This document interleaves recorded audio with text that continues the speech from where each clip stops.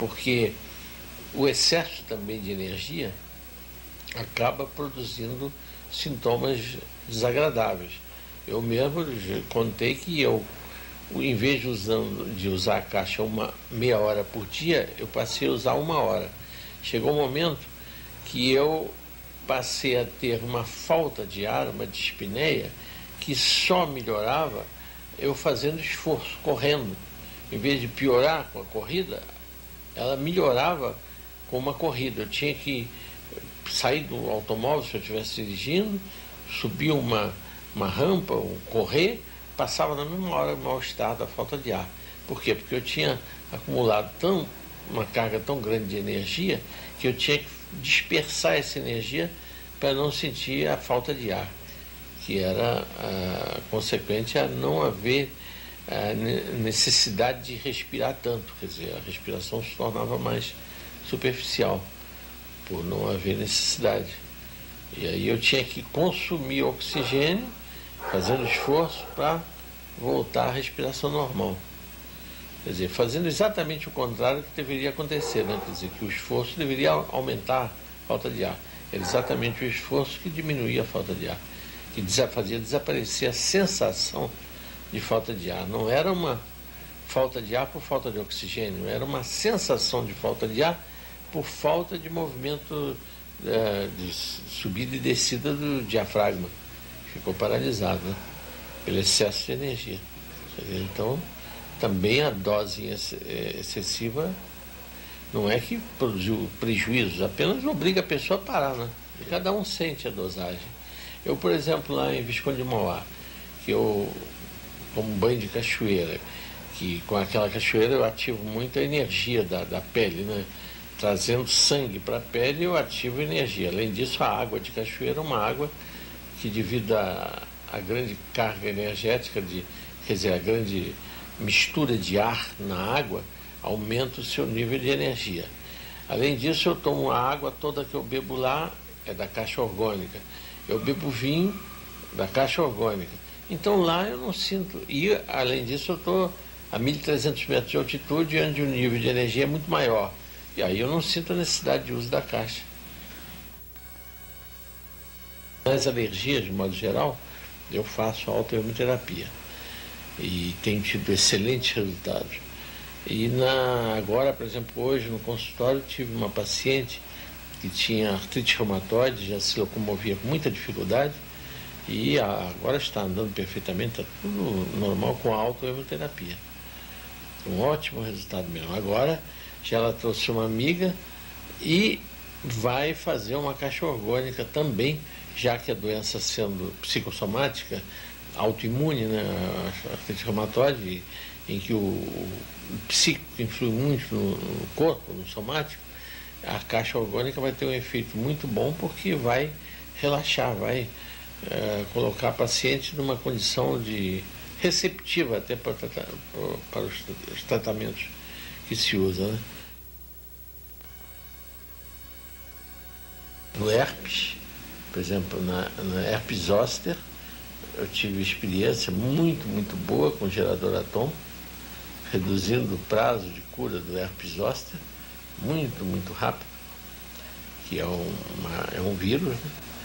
E foi excelente o resultado. E também num caso de uma osteomielite do punho de uma moça,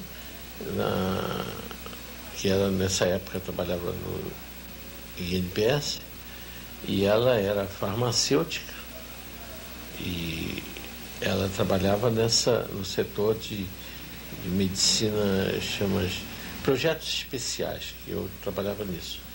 E ela começou o punho dela, que tinha sido lesado num acidente de automóvel 8 anos atrás, sem que houvesse nenhuma ferida, nada. Quando houve o pai dela morreu, quer dizer, quando ela entrou em depressão por causa da morte do pai, o punho começou a inchar e ela fez uma radiografia. A radiografia foi compatível com osteomielite. Então foi marcado uma curetagem do punho. dos ossos do punho, né? Hoje eu não recordo de que lado, de que mão era. Mas quando estava já decidido isso, marcado inclusive o dia da internação, foi pedido pelo ortopedista que a havia operado 8 anos antes, 8 anos antes, que foi pedido os exames todos para ela poder se internar e fazer aquela curetagem. Eu então consegui uma placa para ela, de Atom, do gerador Atom, e mandei ela colocar, ela não dormia há dias, e mandei ela colocar no punho aquela placa. A esperança que eu tinha de cura é que o punho é uma articulação delgada, porque essa energia é uma energia orgânica, é uma energia de comprimento de onda longo, é de baixa penetração, ela não penetra em grande profundidade. Mas como a lesão no punho era bem superficial, porque o punho é bem delgado, né? Não seria o caso se fosse na coxa, vamos dizer, uma massa muscular muito grande. Eu então achava que era possível. E ela começou a colocar a placa e teve logo melhora, e isso começou numa quinta-feira, na sexta já conseguiu dormir, sábado começou a desinchar, domingo ela já não sentia nada, e na segunda, quando ela foi na Casa de Saúde, onde ela ia ser internada, ela teve a surpresa de a radiografia, o cirurgião que ia operá-la disse, não, em vista do que houve, vamos radiografar de novo para ver se há necessidade ou não da cirurgia. E ele radiografou de novo e disse, não há mais necessidade nenhuma de cirurgia.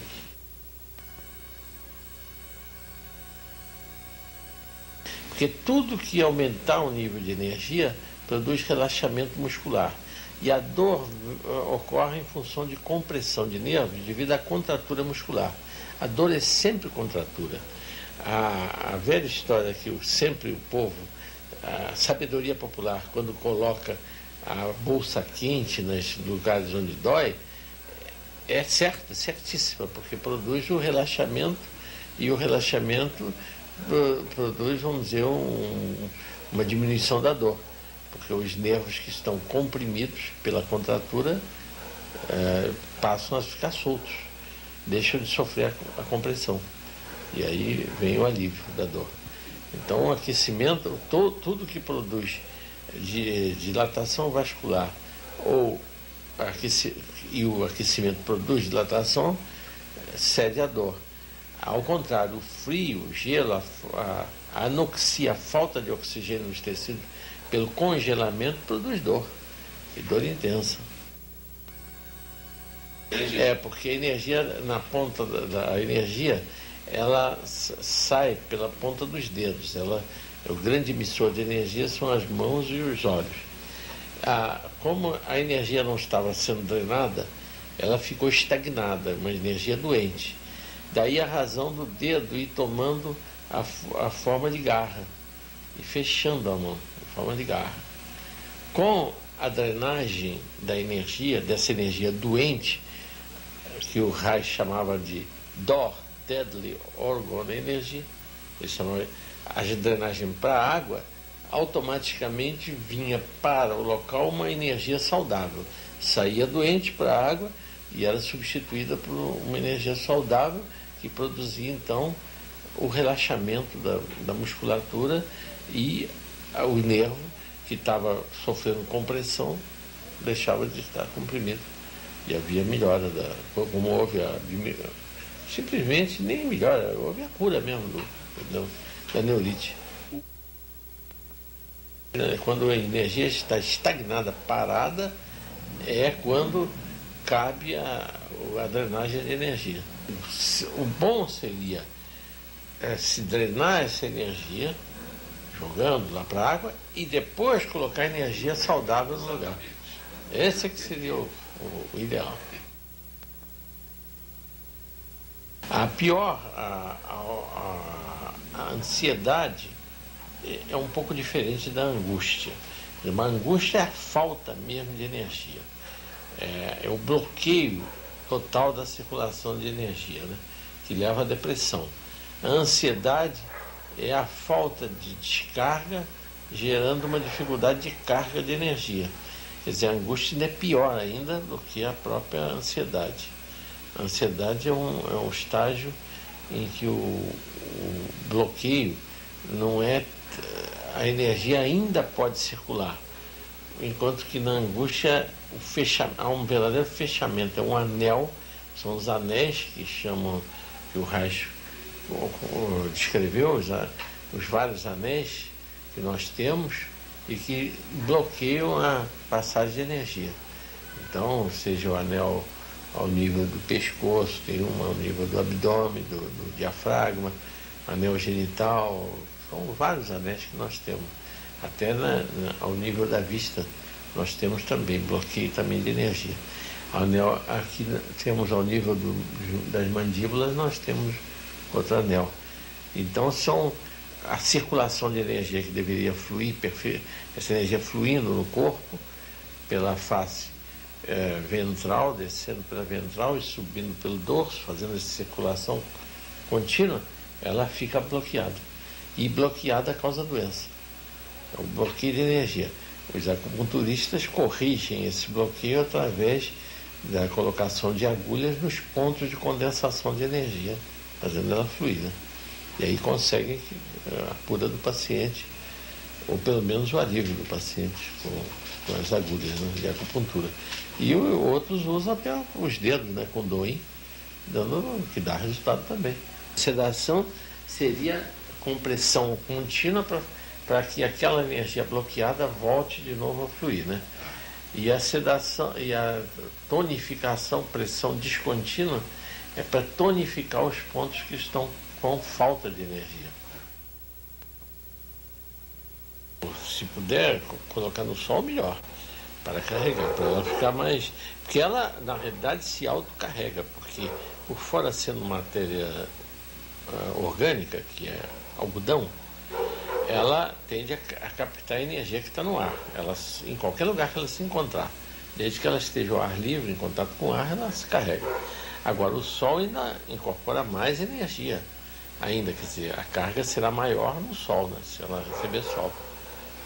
E aí, como a manta orgânica também, sempre o sol é que por isso que as horas na caixa orgânica, que o nível de energia mais alto é de 8 às 16 horas. É quando o nível de energia chega ao máximo.